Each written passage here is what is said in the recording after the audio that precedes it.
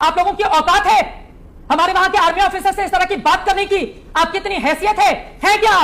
आपको मौका दिया गया है कि आप अपने मुल्क की बात कीजिए, आप पाकिस्तानी आवाम की आवाज बनकर बात कीजिए। आतंकवादियों को पालने पोसने वाला आपका मुल्क है, आपकी आर्मी उसको सपोर्ट करती है, आप लोग सड़क पर उतरकर उसकी बात कीजिए। आप सुनिए बलूचियों की आवाज, बलूचिस्तान क्या बोलता है। ये कोई तमीज है आपकी?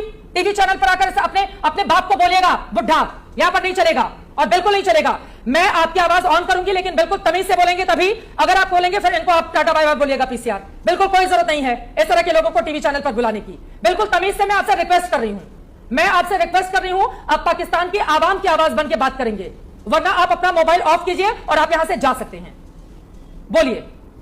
अच्छा, अभी देखे मैंने पहले भी आपकी रेस्पेक्ट की। मैंने आपको बताया कि आप बहुत अच्छी जर्नलिस्ट हैं। आपने बहुत रिलेवेंट सवाल किया कि 11 दिन गुजर गए हैं, आप अटैक करें ना। आपके पास राफेल है, आपके पास नरेंद्र मोदी है, आपके पास अमित शाह है, आपके पास अजीत डोवल है। ये गधे सारे क्या कर रहे हैं?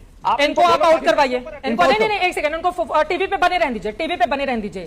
सर, आप गधे की झुंड आपके वहां पर है, भेजते हैं और हम देख भी रहे हैं कि किस तरह से है। वो यूनिफॉर्म में गधे क्या कर रहे हैं मुझे नहीं पता, ठीक है।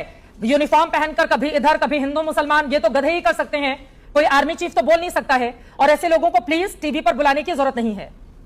हमें गर्व है कि हमारे देश का प्रधानमंत्री आपके घर में घुसकर मरवाता है आतंकवादियों को। इस देश को गर्व है कि जिस दिन आतंकवादी हमला होता है उस दिन हमारे देश के गृह मंत्री सीधे जाते हैं उस जगह पर और वहां से पाकिस्तान को बड़ा संदेश देते हैं। तभी आप लोग बिलों में दुम दबाकर बैठे हुए हैं। हमें अपने एनएसए पर गर्व है कि पाकिस्तान को मुंहतोड़ जवाब देने के लिए उनकी ओर से लगातार बैठकें की जा रही हैं। हमें अपनी आर्मी, एयरफोर्स, नेवी पर और जितने भी बॉडी सिक्योरिटी फोर्स के हमारे जवान हैं, हमें जम्मू कश्मीर की पुलिस पर भी नाज है जो लगातार वहां पर सुरक्षा देने का काम करते हैं। लेकिन आप जैसे गधों को अगर हम बुलाएंगे तो हमारा डिबेट खराब होगा और हमारे दर्शकों का भी। आइंदा से इस गधे को आप मत बुलाइएगा। अपनी पीसीआर से मैं रिक्वेस्ट कर रही हूं। अब हमारे साथ पाकिस्तान से कौन से मेहमान हैं उनसे पूछे, वो तमीज से बात करेंगे। सारे चले गए। वो सर बार बार हम लोग कहते हैं ना कि वो दुम दबाकर भागना, पहले ही मैंने बोल रखा था कि दुम दबाकर नहीं भागे, लेकिन सर एसपी सिन्हा जी आप ही की बातों से दुम दबाकर भागना पड़ा उन लोगों को। देखिए, ये वही कर रहे हैं जो इनकी सेना करती है। सेना 47, 65, 71, 99 से भागती रही है, तो वो तो अपनी सेना को फॉलो करेंगे ना। इरशाद बहुत बार बोला है कि हमारी best army in the world. तो मैंने पूछा बेस्ट आर्मी की परिभाषा बताओ, तो मैं तुम्हें परिभाषा बताता हूं। अरे इतने सारे मेडल आर्मी चीफ कौन सा जंग जीतने के बाद लगाते हैं, मुझे समझ में नहीं आता है। वो हारने का मेडल है, तुम समझती नहीं हो।